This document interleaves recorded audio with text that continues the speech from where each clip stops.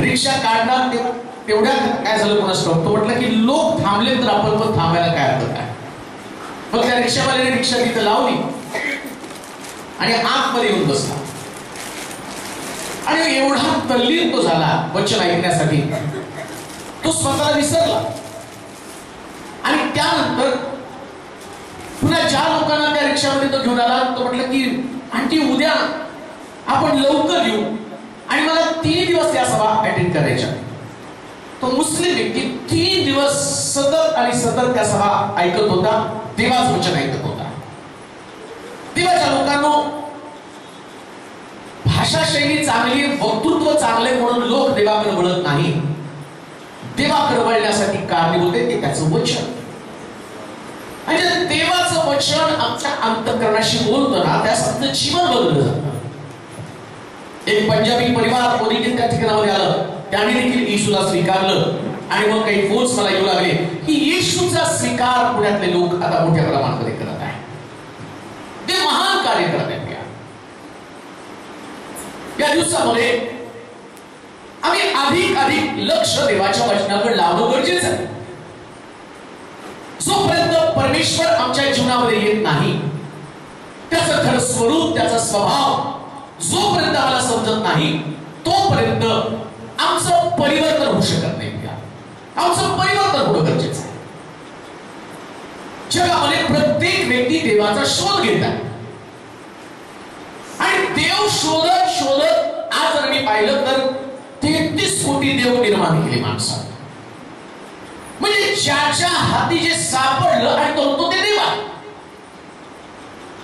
आणि मग प्रत्येक व्यक्तीला जो देवाचा वेगळा अनुभव आला आणि त्या अनुभवाप्रमाणे त्यानं त्याला देव म्हटलेला आहे.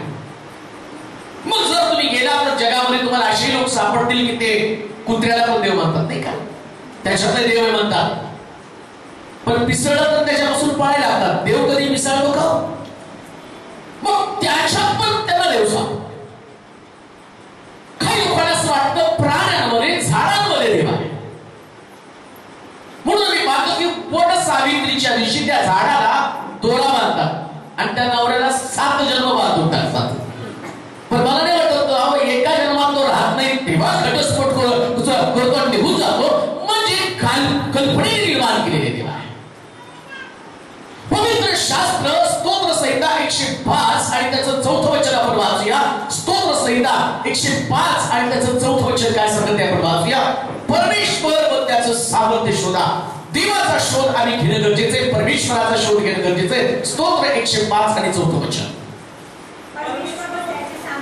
परमेश्वर व त्याचे सामर्थ्य याचा शोध घ्या. त्याच्या दर्शनासाठी सदा आतुर असा. आम्ही प्रत्येकानं देवाचा शोध घेणं गरजेचं आहे. मग कोणता देव?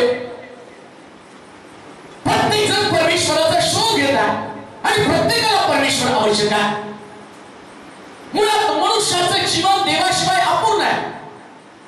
जर देव सापडला नाही तर मनुष्य मोठ्या प्रश्नामध्ये, समस्येमध्ये आहे. देव ही प्रत्येकाची गरज आहे. परमेश्वर प्रत्येकासाठी आवश्यक आहे. परमेश्वर नाही तर संरक्षण नाही, परमेश्वर नाही तर शांती नाही, परमेश्वर नाही तर सार्वकालिक जीवनाची आशा नाही. मनुष्य देवाचा शोध घेत आहे. आणि मनुष्य कल्पनेने देव तयार करत आहे. कल्पनेतल्या देवाची उपासना करत आहे. कल्पनेतल्या देवाला ते वेळ देत आहे. कल्पनेतल्या देवासाठी वाटेल ती किंमत चुकवायला देत आहे. कल्पनेतल्या देवासाठी आणि वाटेल तो त्याग करायला देत आहे. पण त्यांना परमेश्वराची गरज आहे. पण दावीद म्हणतो नुसता परमेश्वर शोधू नका. म्हणून मी सुरुवातीला सांगितलं की देव शोधला तर सगळीकडे सापडतो. दगडात शोधला तर दगडात सापडतो, कुत्र्यात शोधला तर कुत्र्यात सापडतो, प्राण्यामध्ये गायीमध्ये शोधला तर गायीमध्ये सापडतो, लाईट मध्ये शोधला तर लाईट मध्ये पण सापडतो. म्हणून लोक लाईट लागले तरी पाया पडतात. उपास धरल्यावर चंद्राला पाहून उपास सोडतात, चंद्राची पण पूजा, आणि मग त्याला पण म्हणतात तो देव आहे. सूर्याला पाहून त्याला म्हणतात तो पण देव आहे. लाईटला पाहून म्हणतात तो पण देव आहे. लाईटच्या बोर्डमध्ये हात घालून बघा खरंच देव आहे का. देव आणि त्याचं सामर्थ्य शोधा. जर देव सापडला तर त्या देवाला त्याचं सामर्थ्य दाखवण्यासाठी भाग पाडा. जर जगामध्ये देव आहे तर त्या देवानं आपलं सामर्थ्य दाखवावं.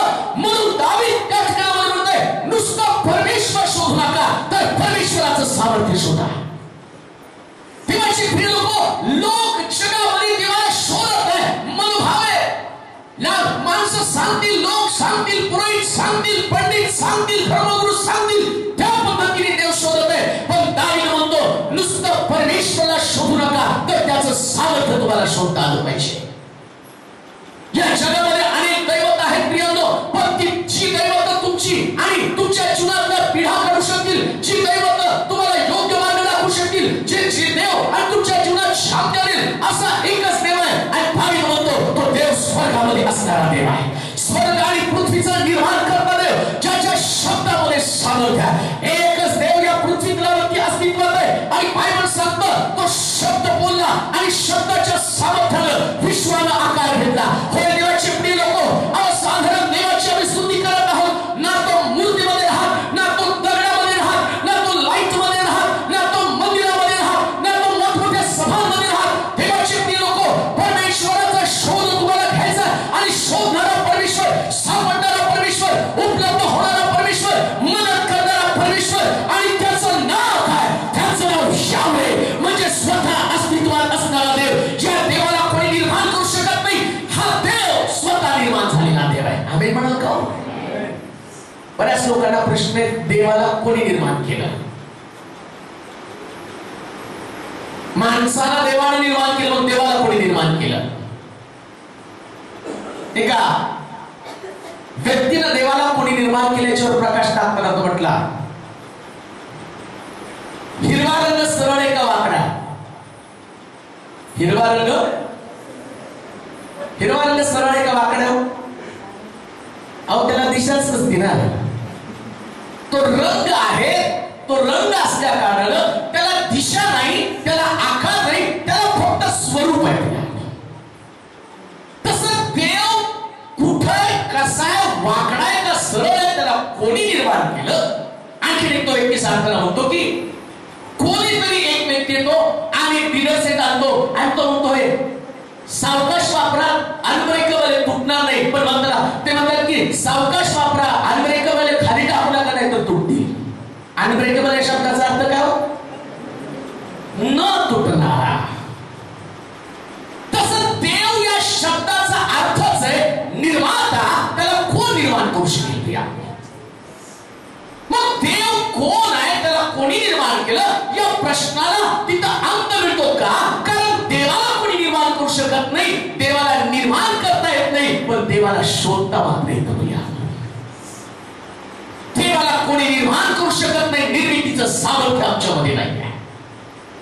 म्हणून निर्माण केलेल्या देवाला शोधण्याचं माध्यम काय? कशा पद्धतीने तुम्ही शोधणार आहात? प्रत्येक व्यक्तीला वाटतं की देव मला दिसलाच पाहिजे, देवाचं दर्शन मला झालं पाहिजे. म्हणून आम्ही पाहतो विचारे इथून जे निघतात 40 किलोमीटर बिना चपलीचे जाताना चालत चालत जाऊन पायाला फोड येतात आणि म्हणतात देव शोधला पाहिजे, देव सापडला पाहिजे. आणि जाताना जर तुम्ही बघितलं ते लोक जाताना रस्त्यात दारूच्या बाटल्या पडलेल्या, देव सापडत नाही. प्रियानो, मला तुम्हाला सांगू द्या, ज्या दिवशी देव सापडतो तो मनुष्य बदलून जातो.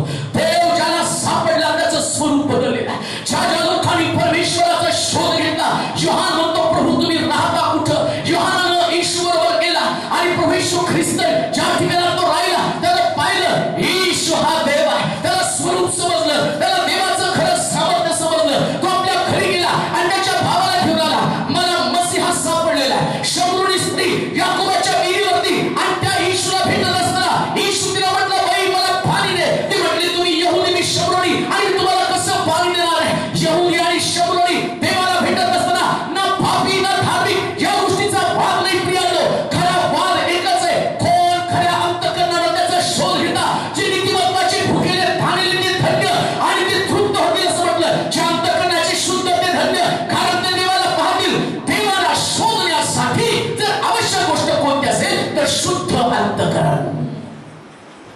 काल ब्रदर संध्याकाळी 7:30 एक ब्रदर आले आणि ते म्हटले, हो पहिल्यांदा मी रस्त्याला जात होतो, ते गाणे ऐकले, गाणे ऐकल्यावर मी थबकलो, आतमध्ये आलो आणि तुमचं वचन ऐकलं आणि मला असं वाटलं बाबा महाराज सातारकर सारखं तुम्ही बोलता. आणि मग मी ते ऐकत बसलो आणि माझं मन प्रसन्न झालं आणि मग मी मला त्या आतमध्ये यावं लागलं. आणि मग नंतर मला कळालं, मी आंघोळ न करता तुमच्या चर्च मध्ये आलो. आम्ही म्हटलं आंघोळ करून हा देव दर्शन देत नाही, इथून बदलत नाही, वरून शुद्ध करत नाही, आतमध्ये शुद्ध करतो. देव म्हणजे आतमध्ये शुद्ध करणारा. मनुष्य वरून किती स्वतःला शुद्ध करेल, म्हणून लक्षात ठेवा, देवाला जर ओळखायचे पाहायचे तर हृदय शुद्ध करणं गरजेचं आहे. परमेश्वर आणि त्याचं सामर्थ्य शोधा. जो देव तुमच्या गरजांची पूर्तता करतो, जो देव तुम्हाला सुटकेचं अभिवचन देतो, जो देव तुम्हाला म्हणतो शुद्धाच्या समाप्तीपर्यंत मी तुझ्या बरोबर आहे, त्या देवाचा शोध घ्या. कधी मध्ये अंतर देत नाही, जो देव कधी तुम्हाला संकटामध्ये टाकत नाही. आम्ही पाहतो की बरं, आम्ही ज्या महाराष्ट्रात राहणारे लोक, आम्ही सगळेजण येशू माहीत नसणारे लोक आहे आणि पूर्वीचे आमचे पूर्वज आहेत. एखादा व्यक्ती जर संकटात सापडला तर तो देवाला पाण्यात ठेवायचा का? कारण जोपर्यंत तू मला संकटातनं काढत नाही तोपर्यंत मी तुला पाण्यातनं काढत नाही. देव पाण्यामध्ये ठेवले जातात, देव पाण्यात राहत नाही, तो अंतःकरणात राहतो. पाण्यात राहणाऱ्या देवाविषयी मी तुम्हाला सांगत नाही, जो देव पाण्यातनं बाहेर काढून तुम्हाला कुठल्या प्रकारच्या समस्येचं निराकरण करत नाही. पण अशा एका देवाविषयी मी तुम्हाला सांगतो. बायबल सांगतं, शद्रक मेशक अबेदनगो त्याला विचारलं, काय तुझा देव तुला यातनं सोडवेल काय? तो राजा त्याला विचारत आहे, लोक त्याला विचारत आहे, काय तुझा देव ज्याचा शोध तू घेत आहे, तो देव तुला यातनं सोडवेल काय? ज्या देवाची तुम्ही सेवा करत आहात त्या देवावरती आंधळेपणानं मूर्तीवर विश्वास ठेवला तसा ठेवू नका. आम्ही म्हणाल का हो? काही लोकांना वाटतं देव म्हणजे फक्त एक मोठा अधिकारी, रिस्पेक्टेड पर्सन, त्याच्याकडे जायचं आणि त्याला सांगायचं देवा मी आलो, आता जसं तुला संकटात ठेवायचं संकटात ठेव, आजारपणात ठेवायचं आजारपणात ठेव, दुःखात ठेवायचं दुःखात ठेव, दारिद्र्यात ठेवायचं तर दारिद्र्यात ठेव. आणि मग आम्ही म्हणतो की देवाची इच्छा आहे, देवाची इच्छा आहे. नाही हो, दावीद म्हणतो नव्हे, तसं करायचं नाही. मग काय करायचं? परमेश्वराला शोधा आणि त्याचं सामर्थ्य शोधा. जर देव आहे आणि शद्रक मेशक अबेदनगो म्हणतात, या भट्टीतनं काढवायला माझा देव समर्थ आहे, त्याला विश्वास ठेवला. माझा देव मला भट्टीमध्ये ठेवत नाही, तो भट्टीतनं बाहेर काढतो. प्रिया, काय भट्टी तुमच्याकडे आहे का? त्या भट्टीमध्ये तुम्ही असताना तुम्ही असा विश्वास करता का? नाही, भट्टी माझ्यासाठी देवाची योजना आहे. तुम्ही असं म्हणता का त्या भट्टीमध्ये मी असावं, हा परमेश्वराचा माझ्या जीवनातला प्लॅन आहे? नाही प्रिया, देवाचा शोध तुम्हाला घ्यायचा कुठं घ्यायचा? भट्टीमध्ये तुम्हाला देवाचा शोध घ्यायचा आहे. तुमच्यासाठी दसपट थांबलेली भट्टी हा तुम्हाला देवाचा शोध घेण्याचा एक नवीन माध्यम आहे. कदाचित तुम्ही आणि देवाला शोधून चर्चमध्ये याल आणि तुम्हाला आराधनेमध्ये परमेश्वर आहे. होय, आराधना हा परमेश्वराला शोधण्याचा मार्ग आहे. परंतु कधी कधी संकट, समस्या, भट्टी आणि म्हणजे आजारपण, दुःख, दारिद्र्य, खोडमारा या सगळ्या प्रकारच्या गोष्टीमध्ये आम्ही पाहतो तिथं मला देव शोधायचा असतो. शद्रक मेशक अबेदनगो मध्ये भट्टीमध्ये देवाला शोधलं. नेमकं आम्हाला काय होतं? प्रॉब्लेम आल्यावर आम्हाला असं वाटतं देव हरवला. जर देव असता तर त्यानं मला या भट्टीमध्ये टाकलं असतं, देव असता तर त्यानं मला निराशेमध्ये टाकलं असतं, देव असता तर मी आज आजारी पडले नसते, देव असता तर मी आजारी पडलो नसतो, देव असता तर मला आर्थिक चणचण जाणवली नसती, देव असता तर मी या प्रकारच्या रसातळाला जाणाऱ्या जीवनामध्ये नसतो. ठिकाणचे लोक, परमेश्वर तुम्हाला मुद्दाम त्या अनुभवामध्ये टाकतो का? कारण तुम्ही देवाला शोधावं आणि त्याचं सामर्थ्याला स्पर्श करावा. नुसतं देवाला शोधू नका हो. नुसतं देवाला शोधलं तर तुम्ही प्रतिमा तयार करणारे लोक बनाल. पण देव आणि त्याचं सामर्थ्य शोधणारे लोक जे ते इतिहास घडवणारे लोक बनतील. क्रिएटर बना, लढणारे बना, परमेश्वर आपल्या बरोबर घेऊन जाणारे बना. पहिले राजे 18 अध्याय 23 पासून 29 पर्यंत वचन आपण वाचूया. पहिले राजे 18 अध्याय 23 पासून 29 पर्यंत वचन पहा एका व्यक्तीनं कशा पद्धतीनं देवाला शोधलेलं वाचूया. आम्हास 2 घोडे द्यावे, त्यांनी आपल्यासाठी वाटेल तो घोडा घ्यावा, त्याचं त्यांनी कापून तुकडे करावे, इंधनावर रचावं, त्यास आगळी लावू नये. मी पण दुसऱ्या घोड्याचे तसेच करतो, तो इंधनावर रची, त्याला आगळी लावणार नाही. तुम्ही आपल्या देवाचे नाव घ्या, मी परमेश्वराचं नाव घेतो. जो देव आगळीच्या द्वारे उत्तर देईल तोच देव ठरावा. सर्व लोक म्हणाले ठीक आहे. एलिया बाळाच्या संदेशास म्हणाला,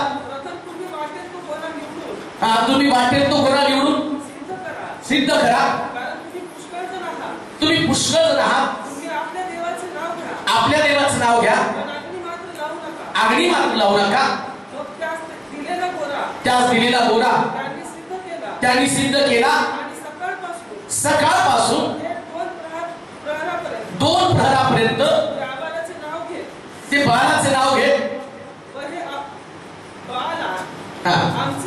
आमचे आई असे म्हणत राहिले, पण काही वाणी झाली नाही. कोणी उत्तर दिले नाही. जी वेदी त्यांनी केली होती नाचू बाजू लागले. 2 प्रहरी केले आणि त्यांची थट्टा करून म्हटलं, मोठ्यानं पुकारा, देव असतो. कशात कडून गेला असतो? एलिया कसा चॅलेंज करतो, त्याला माहितीये या लोकांना देवाची ओळख पटवून द्यायची. म्हणून सुरुवातीला तुम्हाला सांगितलं की लोक देवाला शोधण्यासाठी वाटेल ते करायला लागतात. कोणी जर म्हटलं की तुझ्या शरीरावरती खाय करून घे, ते खाय करून घ्यायला लागतात. काही लोक आपल्या शरीरावरती काठी किंवा गळ अडकून आणि आपल्या शरीराला फाडून घेण्याचं काम करत आहे. कित्येक लोक देवाचा शोध घेण्यासाठी आपली लेकरं वरून खाली टाकत आहे आणि त्यानंतर परमेश्वराचा प्रसाद त्याच्यावरती व्हावा आणि त्या लेकराला खाली टाकत आहे. ती व्यक्ती दाखवत आहे की असल्या अंधश्रद्धा कधी बंद होणार. लोक स्वतःला अपाय करून घेण्याचं काम करत आहे. आणि एलिया पण सांगत आहे, आता मी तुम्हाला खऱ्या देवाचा शोध काय ते तुम्हाला सांगणार आहे. प्रत्येकानं काय करायचं, वाटेल तो घोडा घ्यायचा, तो घोडा कापायचा आणि सगळी प्रोसिजर मी सांगतो तशीच करायची. पण एक गोष्ट मात्र, देवानं त्याचं स्वरूप दाखवत असताना आगळीच्याद्वारे उत्तर द्यायचं. देवाचे प्रिय लोक, ज्या देवाची आराधना तुम्ही करत आहात, ज्याचं ऐकण्यासाठी तुम्ही या ठिकाणामध्ये आलेला आहात, तो देव असाधारण गोष्टी करून आपलं अस्तित्व दाखवणार देव आहे. Extraordinary work. ही म्हणतो गोरा खावा, खड्डे खंदा, त्या खड्ड्यामध्ये पाणी टाका, इंधन रचा, इंधनावरती तुम्ही आणि कापलेल्या पशुचे तुकडे ठेवा आणि सगळं ते करत असताना या बाळाच्या संदेशानं त्यानं काय केलं, आपल्या शरीरावरती जखमा करायला सुरुवात केली. रक्तबंबाळ ते झाले म्हणून म्हटलंय, रक्तबंबाळ प्रिया. काय जगामधल्या लोकांची परिस्थिती आता अशीच नाही का? देव प्रसन्न करून घेण्यासाठी आपल्या लेकरांचं बळी देण्याची तयारी करत आहे. काय किती भयानक प्रकारची त्याची स्थिती आहे. काय त्या लोकांना तुम्ही खऱ्या देवाची ओळख करून देणार आहात का? खरा देव कोण आहे? स्वागरीच्या द्वारे उत्तर देणारा, जो भक्तांनी मारलेल्या हाकेला धाव देणारा, जो मनुष्याला मरण्यापासून वाचवणारा, जो मनुष्याची ईर्ष्या देवाविषयीची राखून ठेवणारा, का जो देव मनुष्याला त्रासामध्ये संकटामध्ये सोडणारा अशा प्रकारचा देव आहे का? देवाचे लोक, देव अशा स्वरूपाचा नाही. म्हणून तर मी पाहतो एखाद्या व्यक्तीला जर शोधायचंय ना, हरवलेला व्यक्ती शोधताना बरं सांगतात त्याचं नाव काय, ती दाखवतात. हरवला याचं नाव काय, आमका, मी हरवलो मनोज जबाबदारी लोक हरवलेले आहे. उंची 5 फूट 3 इंच 4 इंच काय असेल ती, वर्ण गोरा गौवर्ण, त्यानंतर त्याची भाषा मराठी, आवड त्याची काय, त्याचा स्वभाव काय, सगळं सांगितलं जातं, तसं देव कधी कधी आमच्यातनं हरवला गेलेला आहे. तसं येशू चालता चालता मरीच्या हातातनं निसटला. यरूशलेममध्ये निघाली मरिया आणि योसेफ आणि त्याची भावंड, जाता जाता त्यांच्यातला येशू हरवला. आमचा पण देव कधी कधी हरवून जातो प्रिय, पण देव हरवल्याचं आमच्या लक्षात पण येत नाही.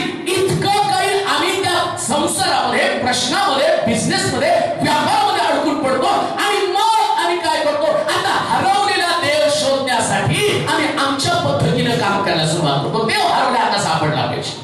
मग कोणीतरी सांगतो काय करा, आता एक चांगले 20-30 दिवस उपवास करा. बिचारा त्या बाराच्या संदेशासारखा 20-30 दिवस उपवास करायचं काम करत नाही. 20-30 दिवस उपवास.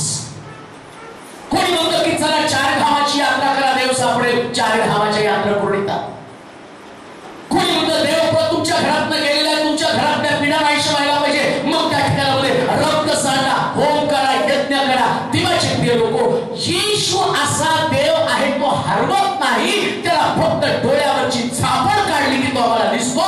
येशू आम्ही पाहतो की त्यानं पौलाच्या डोळ्यावरच्या खपल्या काढल्या आणि पौलाला येशूचं दर्शन घडलं आणि पौलाचं जीवन बदललं. आणि पौल त्या येशूला विचारतोय आणि म्हणतो की देवा तू कोण आहे? शौला शौला तू माझा छळ का करत आहे? तू माझ्या लोकांना त्रास का देत आहे? देवाचे ते लोक, पहिला असा देव आहे ज्यास माणूस त्रासामध्ये सापडतो, त्याचा भक्त त्रासामध्ये सापडतो, त्याचे उपासक संकटामध्ये सापडतात. त्याचे परमेश्वर स्वतः दुःखी होतो, त्याला वेदना होतात. ज्यास तुम्ही त्रासामध्ये असता त्यास देव स्वस्थ नसतो, तो संकटामध्ये असतो. प्रियानो, संकटात मनुष्याला पाडत नाही, स्वतःवरती संकट घेतो, स्वतःवरती त्या पीडा घेतो. म्हणून येशू ख्रिस्त या जगामध्ये येत असताना देवानं त्याचं स्वरूप, त्याचा स्वभाव सांगितला. देवानं जगावर एवढी प्रीती केली की आपला पुत्र देऊन टाकला. हरवलेला देव जर तुम्हाला सापडायचं तर त्याचा स्वभाव देणार आहे. तो कधीच तुमच्याकडे मागत नाही, तो कधी तुमच्याकडनं काही घेत नाही. हो, फक्त एक कोपऱ्यातली जागा मागतो, तो तुझा अंत करा. एवढी जागा या हृदयामध्ये जर मला स्थान दिलं ना तर मी कधी हरवणार नाही. या देवाला आपल्या अंतःकरणामध्ये जागा निर्माण करणं गरजेचं आहे. एलिया म्हणतो तुम्ही तुमच्या पद्धतीने करा. आणि ते लोक त्या देवासाठी प्रयत्न करत आहे, दर्शन देण्यासाठी, उत्तर देण्यासाठी ते प्रयत्न करत आहे. आणि एलिया म्हणतो जरा जास्त प्रमाणामध्ये ओरडायला चालू करा, कदाचित देव विचारामध्ये गडबड केलेला असेल. देवानं सृष्टी निर्माण करताना विचार केला, आता देव विचार करत नाही, आता देव कार्य करतो. प्रियानो, देव आमचा देव विचारांमध्ये मग्न असणारा देव नाही. देवानं सृष्टी निर्माण करताना, मानव निर्माण करताना, प्रत्येक व्यक्ती आणि गोष्ट निर्माण करताना विचार केला. आता देवाला विचार करण्याची गरज नाही. म्हणून देव कधी सुद्धा विचारामध्ये मग्न नाही. परमेश्वर कधी सुद्धा तुम्हाला सोडत नाही. आणि एलिया म्हणत आहे तुमचा देव कदाचित विचारांमध्ये मग्न असेल. आणि त्याच्या पुढे जर तुम्ही बघितलं तर एलियानं त्या ठिकाणामध्ये एलियाची प्रार्थना काय, देवाचं दर्शन त्याला कसं घडलं. 36 वचन, पहिले राजे 18 अध्याय 36 वचन. संध्याकाळच्या यज्ञ समय एलिया संदेशा पुढे म्हणा, हे परमेश्वरा, अब्राम, इसाक यांच्या देवा, तूच देव आहे, मी तुझा सेवक आहे, सर्व गोष्टी तुझ्या आज्ञेने केल्या आहे. हे सर्वांस विदित कर. हे परमेश्वरा, हे आहे माझी विनंती आहे. हे परमेश्वरा, तूच देव आहे, तूच यांची हृदय पराभूत केली आहेस, याची लोकांना जाणीव होते. परमेश्वरापासून आग्रह आला, त्याने होमबली, इंधने, धोंडे आणि माती ही भस्म करून टाकली. आणि काय झालं 39 वचनामध्ये, हे पाहून सर्व लोक पालथे पडून म्हणाले, काय म्हटले हो. आणि याच्या अगोदर त्यांनी देवाला शोधताना मला वाटतं 28 वचन वाचा, मोठ्यानं हाका मारून म्हणाले, आपल्या रिवाजाप्रमाणे या त्यांनी देवाला शोधण्यासाठी काय केलं? हाका मारल्या. अजून सूर्यांनी आणि भाल्यांनी आपल्याला घाव करून भोसकून देवाला बोलवायला लागले. पण जो देव अस्तित्वात नाही त्यानं आपल्या शरीराला जखमा केल्या. पण देव ज्याची तुम्ही सेवा करता, जो यावे देव आहे, जो परमेश्वर स्वर्गामध्ये, आणि त्या परमेश्वराला जवळ घेण्यासाठी शोधण्याचा मार्ग कोणता? प्रार्थना. फक्त प्रार्थना. ना तुम्हाला तुमच्या शरीराला वेदना द्याव्या लागतील, ना अंगावरती घाव किंवा जखमा करावे लागतील, ना लेकरांचं किंवा कोकऱ्यांचं बलिदान लावावे लागेल, ना तुम्हाला कितीतरी लांब चालत जावं लागेल, ना तुम्हाला कुठल्या गोष्टीचा त्याग करावा लागेल, ना तुमची संपत्ती तुम्हाला आणि गहाण ठेवावी लागेल, ना त्या देवाला प्रसन्न करण्यासाठी तुम्हाला स्वतःचं अर्पण द्यावं लागेल. या देवाला प्रसन्न करण्याचं माध्यम काय? शास्त्र सांगतं एलियानं फक्त प्रार्थना केली आणि त्याची प्रार्थना काय होती? हे परमेश्वरा तू माझं ऐक. देवाला शोधण्याचा मार्ग कोणता? त्याचं सामर्थ्य शोधण्याचा मार्ग कोणता? प्रार्थना. प्रार्थनेशिवाय तुम्हाला देवाचं सामर्थ्य कधीच समजणार नाही. जर तुम्ही प्रार्थना कराल आणि माझे लोक दोघे किंवा तिघे माझ्या नावाने एकत्र जमतील, मी त्यांच्यामध्ये हजर आहे. देवाचे प्रिय लोक, ज्या व्यक्तीला देव समजला तो प्रार्थना करणारा व्यक्ती म्हणतो. देव समजलं का? मग तुमच्या प्रार्थना कुठे आहे? ज्या व्यक्तीला देवाच्या सामर्थ्यावरती विश्वास ठेवत नाही तो प्रार्थना करत नाही. दावीद म्हणतो परमेश्वराला त्याचं सामर्थ्य शोधा. मग परमेश्वराचं सामर्थ्य तुम्हाला अनुभवायचंय, मग बाळकाच्या किंवा बेडीच्या प्रार्थनेवर अवलंबून राहू नका. तुम्हाला तुमचं व्यक्तिगत जीवन मजबूत करायचंय, प्रार्थनेचं सामर्थ्य तुम्हाला शोधायचंय. पेत्र बंदिशाळेमध्ये साखर दंडानं बांधून ठेवलेला आहे. शास्त्र सांगतं प्रेषितांचं कृत्य 12 अध्याय त्याची 2 पासून काय वचन वाचूया. देव आम्हाला सापडतो तो प्रार्थनेमध्ये. प्रेषितांचं कृत्य 2 अध्याय 12 अध्याय 2 पासून 4 पर्यंत वचन वाचूया. योहानाचं भाऊ याकोब याला त्यांनी तलवारीने जीवे मारले. यहुदी लोकांना आवडलं असं पाहून पेत्रालाही धरण्यास पुढे सरसवला. बेखमीर भाकरीचे दिवस होते. त्याला धरल्यावर तुरुंगात ठेवलं. त्याच्या रखवाली करता शिपायांच्या 4 चौकड्यांच्या स्वाधीन केलं. वनांतन झाल्यावर लोकांपुढे बाहेर आणावं असा त्याचा बेत होता. पेत्र तुरुंगात पाहण्यात होता. त्याच्याकरिता पेत्र तुरुंगामध्ये 4 चौकड्यांच्या पहाऱ्यामध्ये बंदिशाळेमध्ये आहे. पण त्या लोकांना देव समजला पहिल्यांदा. येशूने येऊन देवाचं स्वरूप सांगितलं आणि त्या लोकांना देव शोधल्यानंतर त्याच्या लक्षात आलं, अरे जगामध्ये देव आहे पण तो देव प्रार्थनेशिवाय आम्हाला उत्तर देऊ शकत नाही. आणि पेत्र बंदिशाळेमध्ये असताना सुद्धा या लोकांनी प्रार्थना करायला सुरुवात केली आहे. तुमचं घर आज बंधनामध्ये असण्याचं कारण काय?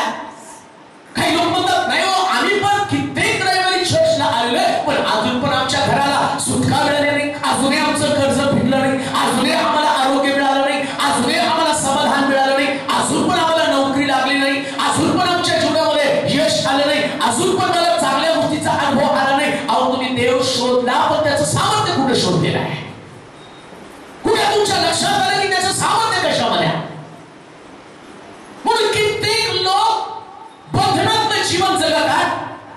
काही लोक बंधनामध्ये अडकलेले, कर्जाच्या बंधनामध्ये आहात मग प्रार्थना करा.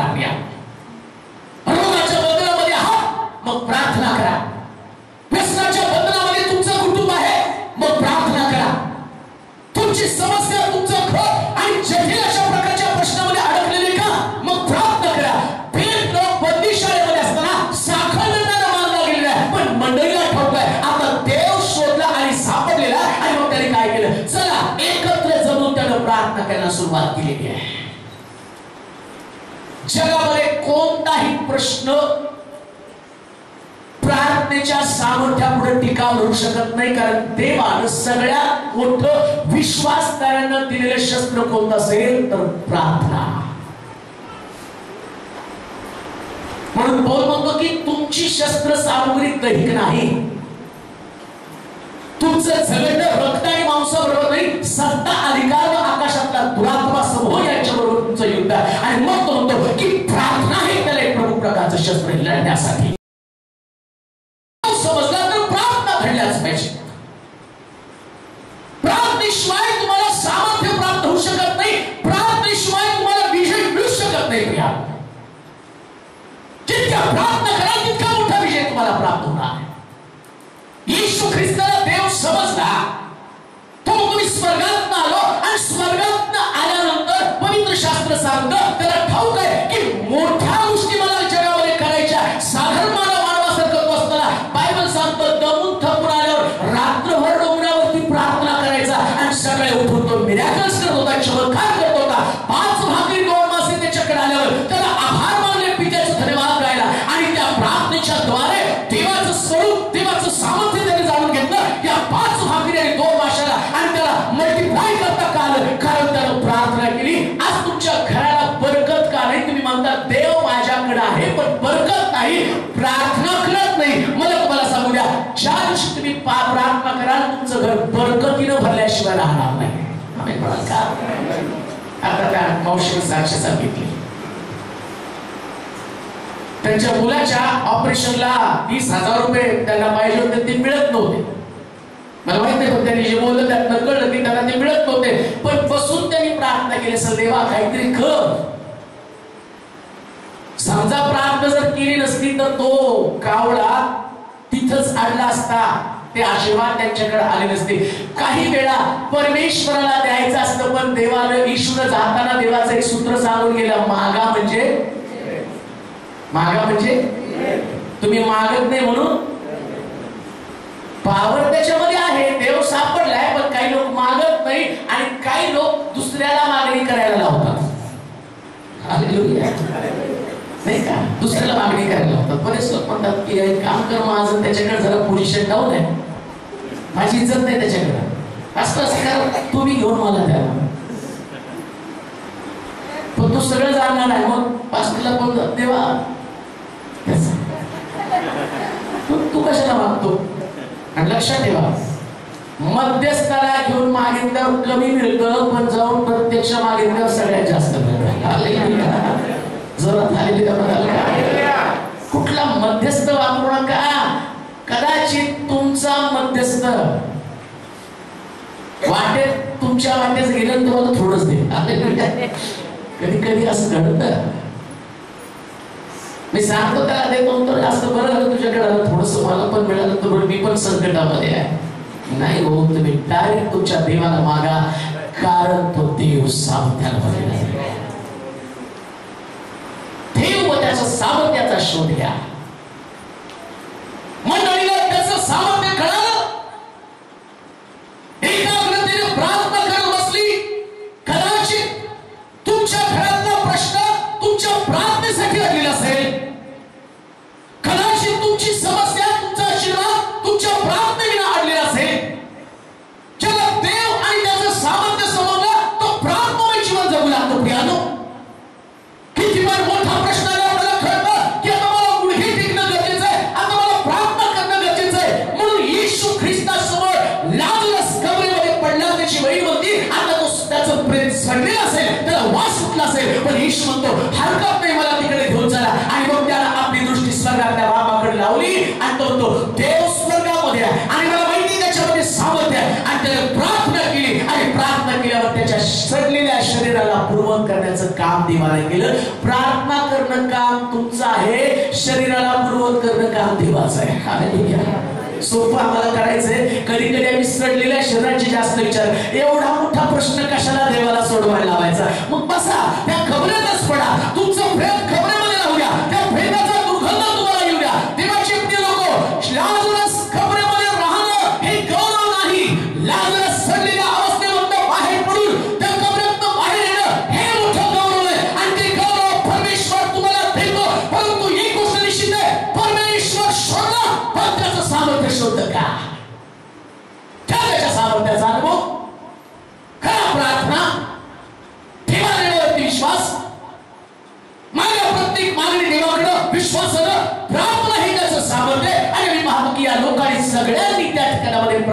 केल्या. देव व त्याचं सामर्थ्य एकत्र येण्यामध्ये आहे. एकत्र या. जास्त नाही, किती म्हटलं? दोघे किंवा किती? एकट्याच्या प्रार्थनेत ताकद आहे का हो? काही म्हणणं मी घरी बसून एकटा करतो ना, मग तुम्ही देवाचं सामर्थ्य ओळखलं नाही, मग एकटं जाल तर तो गाठल तुम्हाला. पण शुक्रवारी मध्यस्थीची प्रार्थना असते कशाला?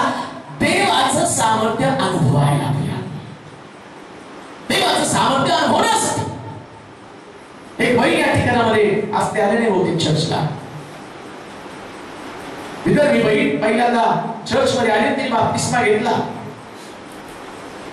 पाण्यात उभं आली. मग तिच्यासाठी प्रार्थना केली. तिच्या हृदयाला काहीतरी प्रॉब्लेम होता आणि मग डॉक्टर म्हणले की ऑपरेशन करावं लागेल. आणखी तिची समस्या की तिच्या घरातल्या लोकांनी तिला घराबाहेर काढलं होतं. नवरा लहानपण होता, शेतामध्ये हिस्सा द्यायला तयार नव्हते. प्रार्थना त्याच्यासाठी केली. ती व्यक्तिगत प्रार्थनामय जीवन जगू लागली आणि पाण्यात उभं आली, घरी गेली. डॉक्टरला दाखवलं. डॉक्टरांनी तिचं हृदय तपासलं, म्हटलं आता तुला ऑपरेशनची गरज नाही, तू गोळ्याने बरोबर, कारण ते प्रार्थनेचं सामर्थ्य आहे. पुन्हा ती घरी गेली. तिच्या पतीचं तिला निरोप आला, म्हटलं परत माघारी ये. तिच्या घरच्यांनी बोलवलं आणि ते म्हटलं तुम्ही एवढा विभक्त आमच्या जवळ राहू नका. ते दोघे एकत्र आले, कारण ते प्रार्थनेचं सामर्थ्य आहे. पुन्हा त्या लोकांना तिने बोलवलं आणि तिला असं वाटलं की कदाचित आता मला संपत्तीचा थोडा वाटा मिळेल. 4 त्याचे भाग गेले, 3 हिस्से तिला मिळाला, 1 हिस्सा त्याच्यामध्ये वाटून टाकला. का? कारण ते प्रार्थनेचं सामर्थ्य. देव शोधला तर त्याचं सामर्थ्य शोधा. प्रिया, नुसता देव शोधला का त्याच्यातलं सामर्थ्य शोधा. बाबा सिस्टर पाडळे मनीषा पवार त्यांच्याकडे गेले होते, त्या बहिणीने साक्ष सांगितला. ते म्हटले असा देव सापडला की मला साक्ष सांगण्यासाठी माझ्याकडे शब्द नाही. देव सापडला तर सामर्थ्य सापडणार आहे. मग देव शोधू नका, मेलेला येशू शोधू नका, जिवंत येशूला शोधा. प्रिया, येशू जिवंत, मग तुम्ही प्रश्नामध्ये का आहात? तर येशू पुनरुत्थित आहे, मग तुम्ही समस्येमध्ये का आहात? कारण तुम्ही देवाला शोधलं नाही. या लोकांनी देवाला शोधलं आणि ते त्या ठिकाणामध्ये तरी प्रार्थना त्या ठिकाणामध्ये केलेली आहे. दुसरी गोष्ट आपण वाचूया, दुसरे राजे 6 अध्याय 12 पासून काही वचन वाचूया, 12 ते 17 वचन. देव शोधणं गरजेचं आहे. दुसरे राजे 6 अध्याय 12 ते 17 वचन.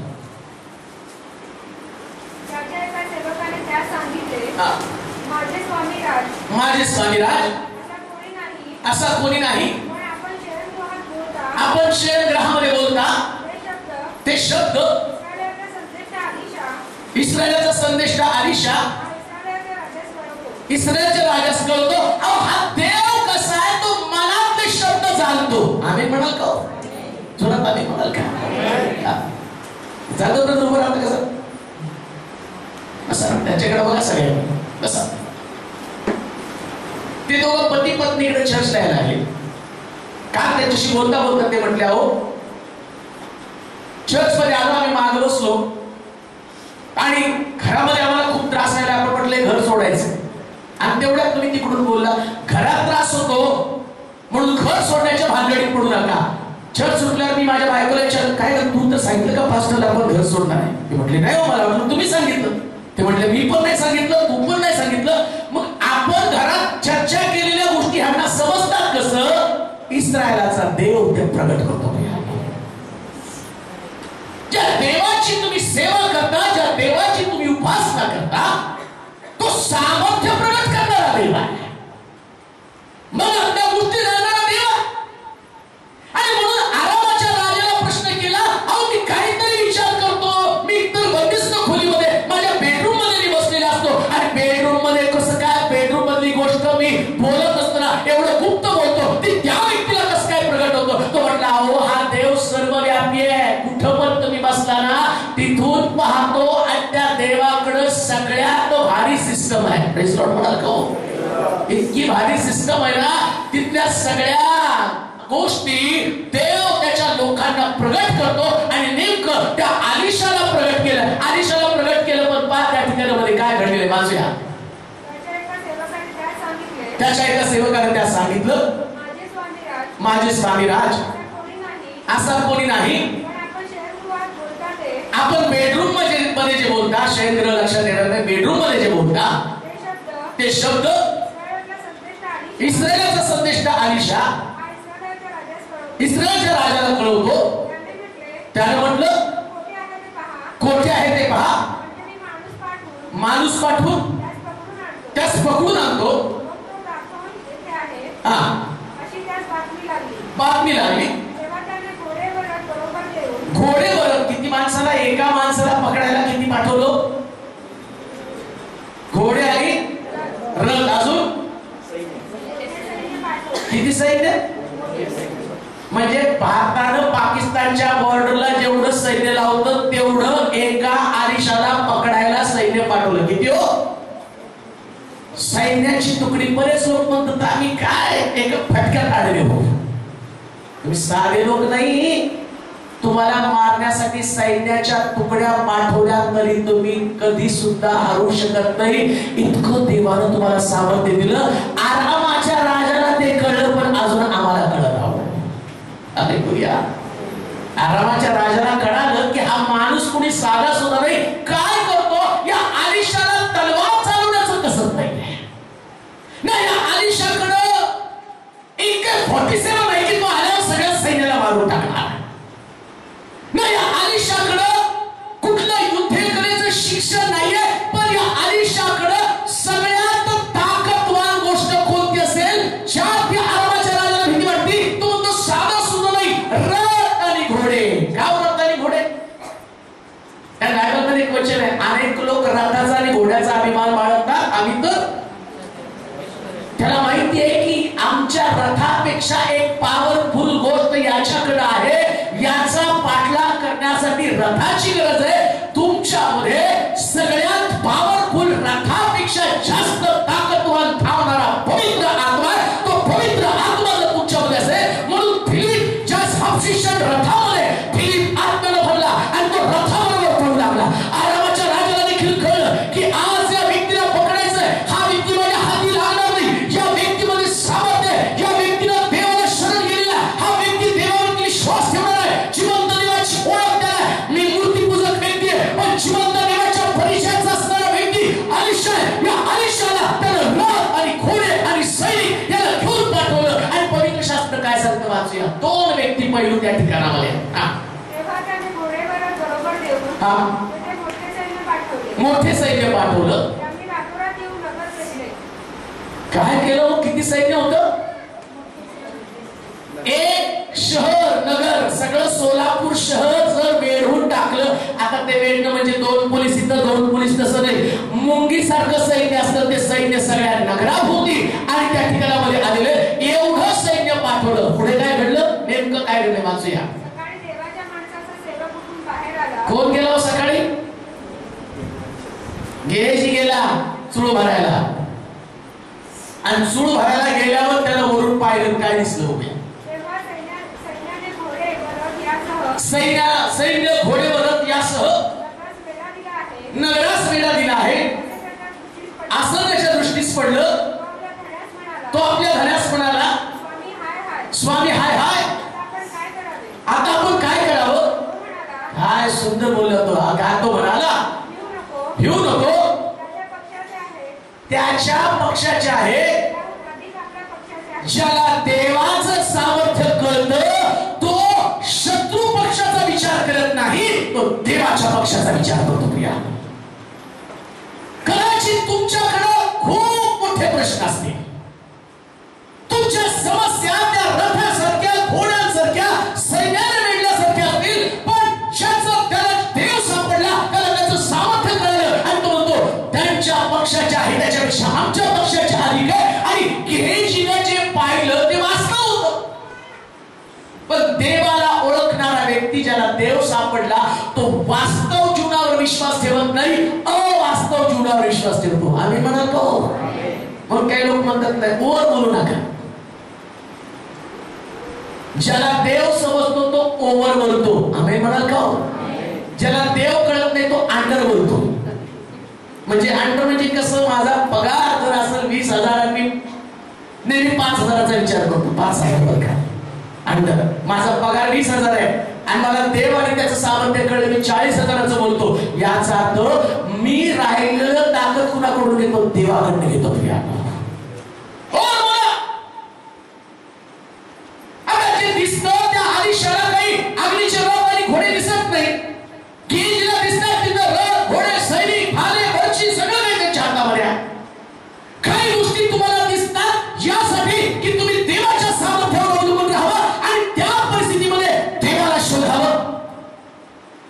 सैन्याने ठाण तुमच्या जीवनाभोवती मांडलं असेल, संकटाने चारी बाजूला तुम्हाला घेरलं असेल, याचा उद्देश काय? दावीद म्हणतो, मी पीडित झालेलं माझं बरं झालं, कारण मी त्याच्यावर तुझा मार्ग लागायला शिकलो. काही वेळेस प्रॉब्लेम यासाठी येतात की आम्ही देवाच्या सामर्थ्याची वाट पाहावी. जोपर्यंत सामर्थ्य येत नाही तोपर्यंत माझ्या जीवनातल्या समस्या सुटत नाही. आणि म्हणून त्याला काय केलं? अग्नीचे रथ आणि घोडे याच्याकडे दृष्टी लावली. जे दिसत नाही त्याच्यावरती विश्वास ठेवा. त्याबद्दल फार करून करता जाणवले सांगितले. अतिशय प्रामाणिक व्यक्ती. आज मी संकटामध्ये काय तर मी प्रामाणिकपणा दाखवला. ते म्हटले कधी कुणाचे 10 रुपये पण घ्यावे असं मला वाटलं नाही. 92-93 मध्ये काहीतरी रॉकेलचा घोटाळा झाला. त्याच्यामध्ये त्यांनी त्या गावामध्ये गेले, त्या रॉकेल विकणारे, काळा बाजार करणाऱ्या लोकांना पकडून दिलं आणि ते गाव सगळं त्यांच्या विरोधात एक झालं आणि त्यांनाच अडकून टाकलं वेगळ्या प्रश्नामध्ये. नोकरी गेली. खूप फिरलो, मग इकडं तिकडं जेवढं पाहिजे तेवढं केलं. म्हटले शांती मिळाली नाही. रस्त्याला जाताना सहज थांबलो, आतमध्ये येऊन बसलो. जेव्हापासून चर्च मध्ये आलो एक मानसिक शांती, समाधान आहे. आणि ते म्हटले काय माझ्या केसचा निकाल माझ्या बाजूला लागेल का? मी म्हटलं जे दिसतं त्याच्यावरती माझा विश्वास नाही, माझा विश्वास आपल्या पक्षाच्या देवावरती आहे. जे दिसतं ते वास्तव आहे आणि वास्तव तुमच्यामध्ये भीती उत्पन्न करतं. व्हायलाच पाहिजे. प्रिया मी तुला म्हणेल, जितका भीतीदायक प्रश्न असेल तितकं जास्त उड्या मारा, कारण देव तितक्या मोठ्या प्रमाणात पण मदत करणार. आम्ही म्हणाल का? आम्ही म्हणतो देव छोटे छोटे प्रश्न पाठवतो का 100-200 रुपयाचा म्हणतो नाही, मोठा मोठा प्रश्न आला की समजायचं अग्नी, रथ, घोडे तुमच्या मदतीला येणार आहे. देवाला तुम्हाला मदत करायची असते म्हणून देव मोठा प्रश्न पाठवतो. देवाच्या आकाराचा प्रश्न पाहिजे. म्हणाल का? कधी कधी तो लढणारा गुंड म्हणतो तुला काय, मी माझा चेहराच नाही का झापडीत करू. ताकदवान व्यक्ती येतो मी नाही, माझा चेहराच. आता देवात तर किती मोठी ताकद आहे. तुम्ही तर परमेश्वर शोधलाय. शोधलेला परमेश्वर नुसताच घेऊन फिरलं तर उपयोग नाही. काही लोक म्हणतात देव बरोबर आहे, मग प्रॉब्लेम काय? त्याचं कारण एकच आहे, इतका मोठा देव तुमच्या बरोबर आहे. जेवढा मोठा देव तुमच्या बरोबर, जेवढा तुमचा भरोसा मोठा आहे, ज्यावेळेस त्या आपल्या आरामाच्या घोड्यावर, आरामाच्या सैन्यावर, रथावर आणि वेढा दिलेला आहे, समस्या बिकट झालेली आहे, समस्या वाढलेली आहे, पण आलिशानं त्याच्यामध्ये देवाला शोधलं. आलिशानं त्याच्यामध्ये देवाचं सामर्थ्य शोधलं आणि तो बातमी घेऊन आला, महाराज हाय हाय, महाराज आपला भिकार आहे, महाराज आपलं काही खरं नाही. तो एका शब्दानं घाबरला नाही. त्यानं आणलेलं वार्तेनं तो घाबरला नाही. वार्ता तुम्हाला घाबरवण्यासाठी नव्हे, वार्ता तुम्हाला परमेश्वराचा निरोप घेऊन येते. या परमेश्वराचा निरोप हाच आहे. जगामध्ये जो आहे त्याच्यापेक्षा तुमच्यामध्ये आहे तो सामर्थ्यवान आहे. जगातला प्रश्न किती मोठा सुद्धा तुमच्यातला देव त्याच्यापेक्षा मोठा आहे. आणि मग त्याला प्रार्थना केली, याचे डोळे उघड. वेगळ्याला दिसले शोधताय आंधळेपणानं. बरेच लोक संकटामध्ये सैतानाला शोधतात. जरा काय झाले की सैतानाने आणलं बरं का. संकट सैतानापासून नाही, संकट सैतानाला हरवण्यासाठी आहे. प्रियानो, त्या सैतानाला नस्तनाबूत करण्यासाठी आलेले. म्हणून देव शोधा संकटामध्ये, सामर्थ्य शोधा संकटामध्ये, अडचणीमध्ये परमेश्वराला शोधा. जर तुमच्याकडे जास्त प्रॉब्लेम आहे, विश्वासानं बोला, प्रभू याचे डोळे उघड. तुमच्याकडे कोणतरी गेज असणारच आहे. असं नाही होणार की सगळे जण म्हणतील नाही बरोबर आहे आता देव आता कोणीतरी म्हणेल नाही फार मोठं संकट आहे, देव सोडवलं की नाही, थोडंसं मला जरा धाकधूक वाटते. बऱ्याच लोकांनी बऱ्याच साक्ष ऐकल्या असतात, पण ते सांगतात नाही हो, आपल्या बाबतीत फुलकरी सांगता येत नाही, त्यांच्या बाबतीत घडेल. आपल्याला थोडंसं जरा जजमेंट येणार नाही, परंतु तुम्हाला सांगू द्या, आम्ही देवाजवळ प्रार्थना करावी. कदाचित तुमची पत्नी, तुमची लेकरं, तुमच्या कुटुंबातले लोक तुमच्या मनामध्ये संभ्रम निर्माण करतील. लक्षात ठेवा, देव त्यांच्या संभ्रमावरती काम करत नाही, देव तुमच्या विश्वासावर काम करतो. तुमच्या मनातनं येणाऱ्या भीतीला घालवा आणि म्हणा, परमेश्वर आमच्या पक्षाचा आहे, परमेश्वर याच्यापेक्षा मोठ्या गोष्टी आम्हाला करेल. शेवटची गोष्ट आपण वाचूया, रोमकरांचं पत्र 3 अध्याय 11 वचन. रोमकरांचं पत्र 3 अध्याय 11 वचन. रोम 3:11. समंजस कोणी नाही, देवाचा शोध झटून करणारा कोणी नाही, सर्व भगले आहेत. बायबल सांगतं की समंजस कोणी सुद्धा नाही. देवाचा शोध कसा करावा? झटून म्हणजे समंजसपणे देवाचा शोध करावा. मूळ आपल्या अंतःकरणामध्ये म्हणतो देव नाही. काही लोक देव नाही या दृष्टिकोनातून देवाचा शोध करत नाही का? देव नाही या दृष्टिकोनातून शोध जरा काय बघ बरं, देवाचं तर घडलंच ना का? कधी कधी तो मुलगा प्रार्थना करून जात, त्याच्या आगाई नाही ग, कुठं ऐकणार आहे तो देव? नाहीच देव तर तू कुठं ऐकणार आहे? आणि मग प्रार्थना करून जातो, इंटरव्ह्यू फेल होऊन आल्यावर काय बघ बरं, मी तुला म्हटलं होतं ना, नाही कुठं मला नोकरी लागलेली आहे. तुला नोकरी यासाठी लागली नाही कारण तुझ्यामध्ये विश्वास नाहीये. आणि लक्षात ठेव, जर समंजसपणे देवाचा शोध केला तर तो देव ज्या दाविदाला धुळीतनं काढून राजगादीवरती बसवलं, तो देव राजगादी देणार नाही का? समंजस व्यक्ती जो आहे, शहाणा मनुष्य देवाचा शोध घेतो. ज्ञानाच्या बळावरती मार्गाच्या मध्याच्या शुभवर्तमानाच्या 2 अध्यायाच्या 7 पासून 12 पुढच्या वचनावर जर तुम्ही वाचलं तर मी असं लिहिलं, ज्ञानी लोकांनी येशूचा शोध घेतलेला आहे. कोणी लोकांनी? दुसऱ्या भाषेमध्ये मी असं म्हणेल, फक्त ज्ञानीच व्यक्ती देवाला शोधू शकतो, बाकी कोणी नाही शोधू शकत. जे ज्ञानी ते देवाचा शोध घेतात. तिला असं म्हटलं, जे येशूला त्यांनी पाहिलं त्यांनी आपल्या थैल्या उघडल्या आणि आपल्या थैल्यातलं अर्पण त्या येशूला दिलं. आता ती काय का?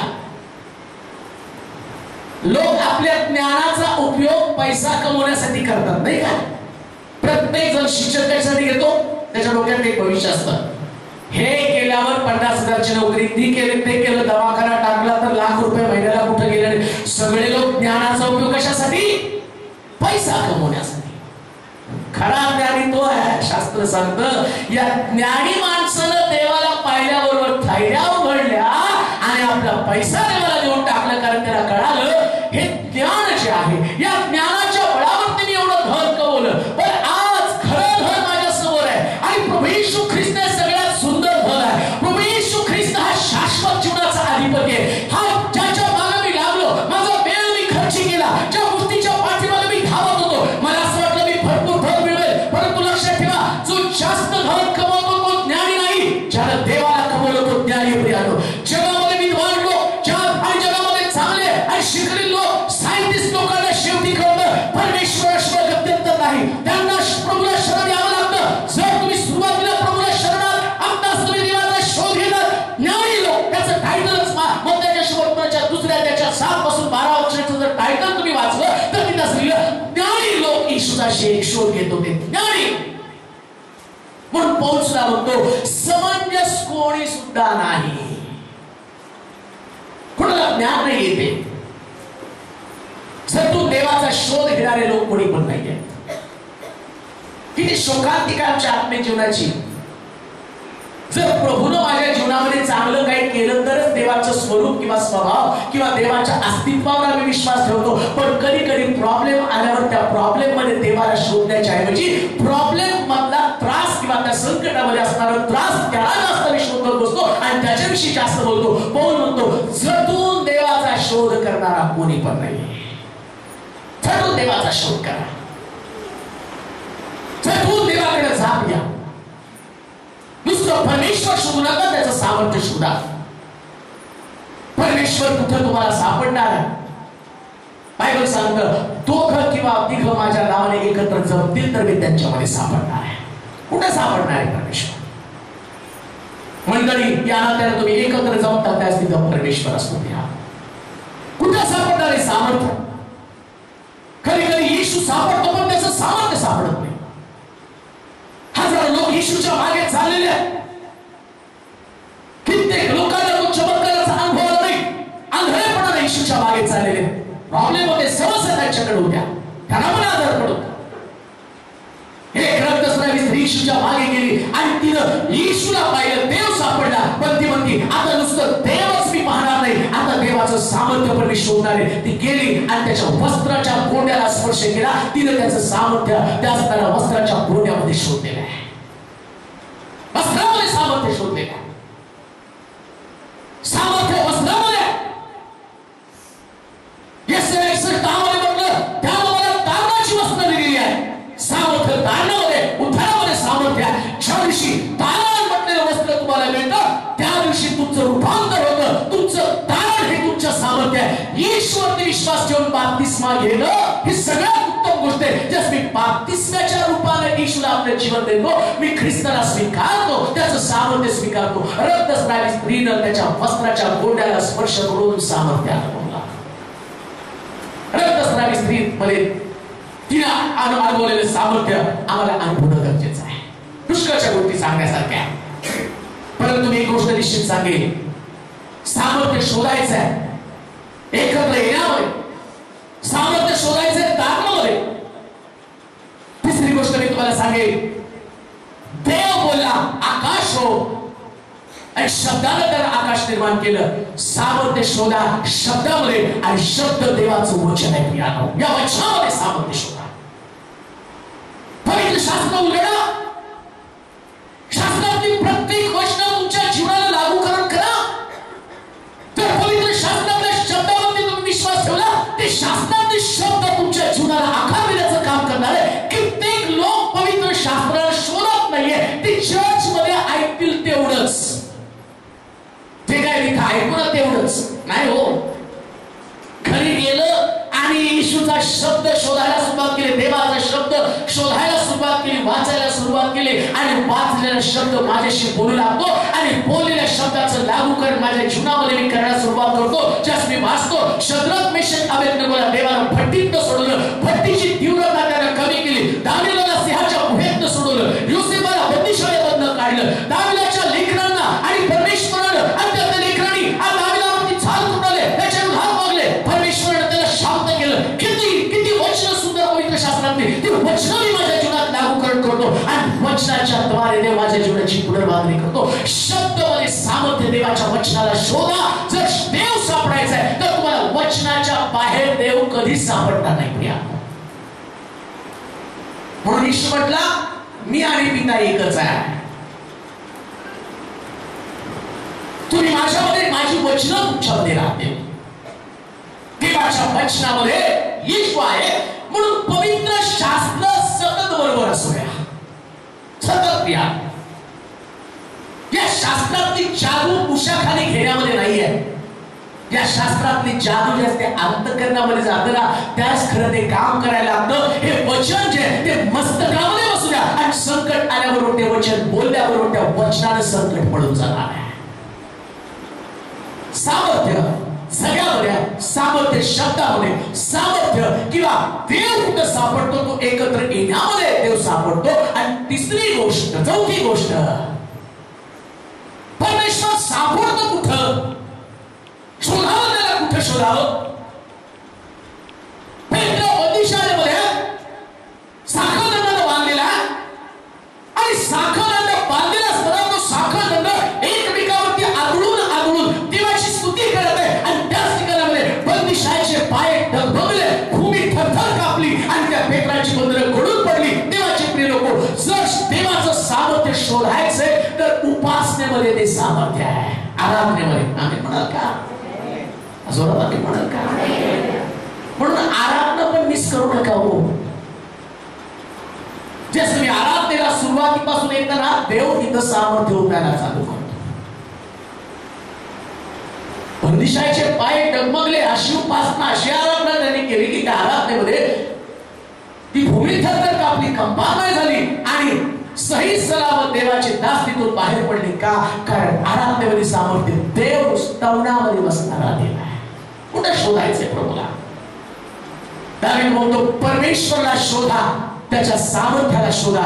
नुसता परमेश्वर सापडला एवढं करू नका, आता त्याच्यातलं सामर्थ्य शोधा. त्याचं सामर्थ्य उपासनेमध्ये आहे, म्हणून उपासनेला जाताना पहिल्या गाण्यापासून जायला सुरुवात करा. पहा कसं अद्भुत तुमच्या जीवनामध्ये क्रांती करणार आहे. काय करू द्या, कोणाच्या पुत्रासारखं वेणीच्या शृंगाला पकडून म्हणायचं, जास्त पृथ्वीवरती पालटी झाली. मित्र म्हणेल एखाद्या दिवशी सगळ्या गाड्या, टॅक्सी, रिक्षा सगळं बंद असू द्या, पण तरी सुद्धा कळलं ना, कधी कधी आज काय रिक्षा बंद जायचा प्रश्नच नाही का. रिक्षा बंद मग कसं जायचं. तुम्हाला माहितीये की चैतन्याला माहितीये की यांना सामर्थ्य शोधायचं, ते सामर्थ्याला सापडू नये म्हणून कधी कधी सगळं बंद करतो. म्हणून तो म्हणतो की ते तो घेऊन जा, कारण हे वेगानं पडणार आहेत. कधी कधी पायाला रट करून जोर जोरात पायाला सुरुवात करायची. लक्षात ठेवा, अशा अद्भुत रीतीने देव तुमच्या समस्येची उत्तर देईल की तुमच्यासारखा व्यक्ती जगामध्ये कोणी असणार नाही. सामर्थ्य त्याच्यामध्ये शोधा. आज मी उभं राहण्याचं कारण एकच आहे. स्वारगेटला चर्च असायचं, शंकर शेट रोड स्वारगेट पासून 9ला चर्च. आमच्या आईला विचार 7:30ला मी घर सोडायचो बसने, आणि बसचे पैसे स्वारगेट पर्यंत, स्वारगेट पासून मग शंकर शेट रोडला जावं लागायचं. मग तिथून पळत सुटायचो आम्ही, कारण चर्च मिळायला पाहिजे. ते पण सगळ्यांच्या अगोदर, आणि आम्ही जायचो त्याच्या अगोदर वर्षिप तिथं वर्षिप करायचे. फार वाईट म्हणायचं, यांच्या अगोदर हेच आमच्या अगोदर का पोहोचले, कारण आम्हाला ठाऊक होतं हे सामर्थ्य एक दिवशी आम्हाला महान गोष्टी मिळवून देणार आहे. देवाचे प्रिय लोक, सामर्थ्य परमेश्वराचं शोधा. लेचपेचं राहू नका. एक अलौकिक जीवन जगायला सुरुवात करा. दावीद म्हणतो परमेश्वर आणि त्याचं सामर्थ्य शोधा, देवाचं सामर्थ्य शोधा. आपले डोळे पण बंद करूया, नतमस्तक होऊया, आपल्या मनात आपण झोपूया. परमेश्वर शोधणं ही एक अलौकिक अद्भुत अशी घटना आहे. नुसतं परमेश्वर शोधून उपयोग नाही, त्याचं सामर्थ्य देखील शोधणं गरजेचं आहे. देव सापडला, पण सापडलेला देव अजूनही माझ्या जीवनातल्या समस्या सोडवत नाही. त्याचं कारण आहे मी प्रार्थनेचं हत्यार वापरलं नाही. देव प्रार्थनेमध्ये सापडतो, त्याचं सामर्थ्य प्रार्थनेमध्ये. कदाचित मी प्रार्थना करत असेल, पण देव आता सांगत असेल शास्त्रामध्ये शोध, कारण देव शब्द बोलला आणि शब्दानं विश्वास्तित्वात आलं. परमेश्वराचं सामर्थ्य त्याच्या वचनामध्ये, वचनामध्ये राहणारा तो एक आहे. परमेश्वराचं सानिध्य, त्याचं सामर्थ्य त्याच्या उपासनेमध्ये, त्याच्या आराधनेमध्ये आहे. परमेश्वर सापडतो, त्याचं सामर्थ्य त्याच्या वस्त्रामध्ये, रक्तस्नायू स्त्रीमध्ये जाते, त्याच्या वस्त्राच्या गोंड्याला स्पर्श करून बरी होते. परमेश्वराचं सामर्थ्य तारणामध्ये. काय तुमचं तारण झालं का? हा तारणाचा कोणच तुमच्यासाठी महान गोष्टी करणार आहेत. महान गोष्टी